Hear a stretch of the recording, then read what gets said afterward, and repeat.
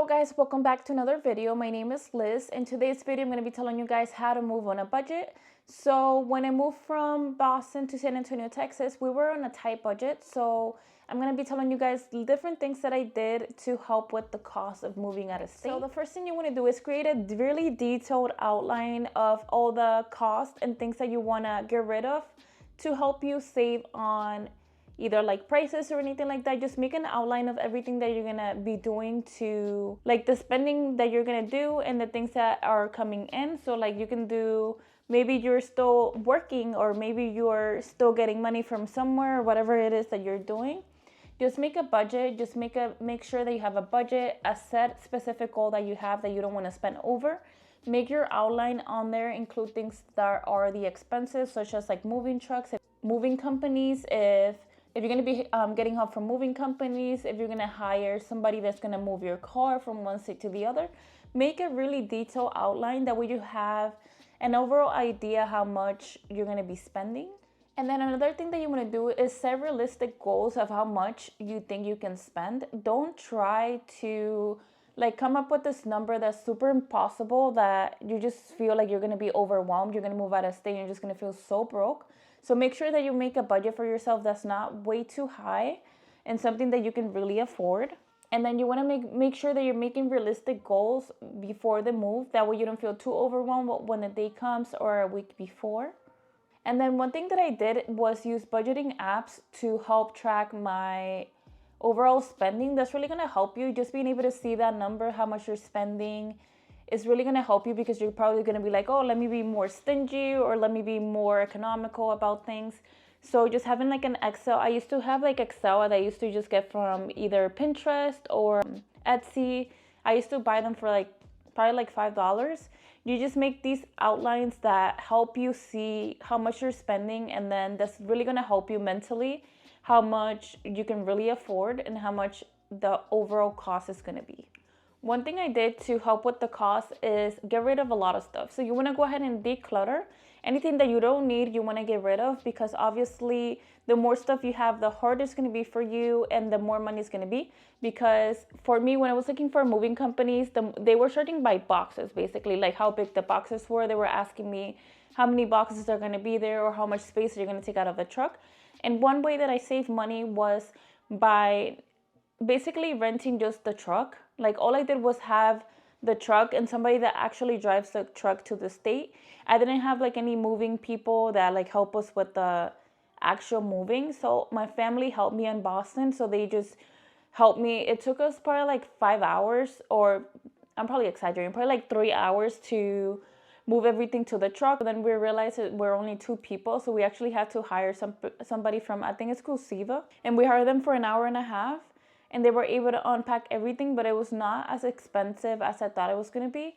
So definitely make sure you're making an outline and try to think of ways that you can declutter or get rid of things, that way you don't have too much stuff and spend more money when moving. And then if it is possible, downsize your furniture. So one thing I did, I sold my bedroom set. So even before I moved, I sold my bedroom set, and then all I brought was basically my mattress. I didn't even have a couch. I also sold the couch. I sold most of the things I wanted to have new in my new apartment. I sold. So that includes my bedroom set. That includes the furniture in the living room. Or if you can do it, go ahead and sell all your stuff as much as you can. I know sometimes it's impossible to sell stuff online because it's so hard. But try to do that way early in advance. That way you don't feel too stressed.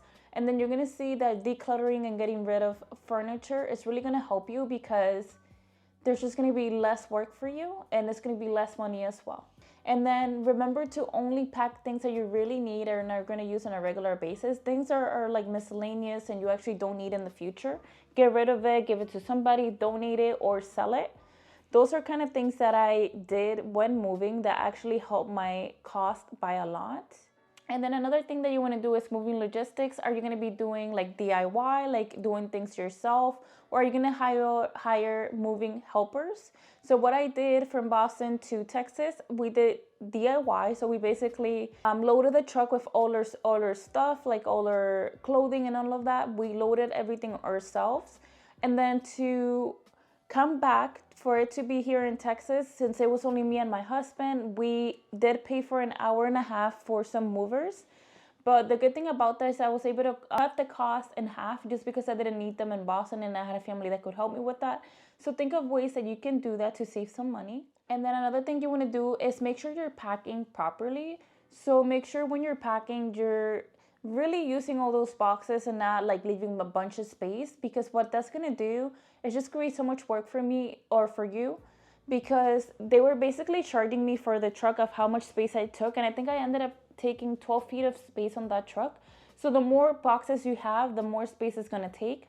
So make sure that when you're packing, you're being really efficient and packing everything how it's supposed to be, not leaving like too much space or anything like that. That way when they give you an estimate of how much it's going to be from moving one state to the other, it's going to be as cheap as it can be. And then when I did move, I did utilize free activities. I was able to either go to the Riverwalk, I went to the mall. So for that first week, since we were spending so much money and I still wanted to explore San Antonio or my new state, do things that are free, like going to the mall, going out to the park, going out to the pool if you do have a community pool. Try to do things like that. That way you don't feel too overwhelmed that you're like spending too much money or anything like that. So those are kind of things that you want to think about when moving out of state. And then another thing, maybe on the first day, maybe you can order out, but on the second day, try to do some grocery shopping, getting the overall things that you need for your fridge. That way you're not always buying food for that first week and just wasting so much more money.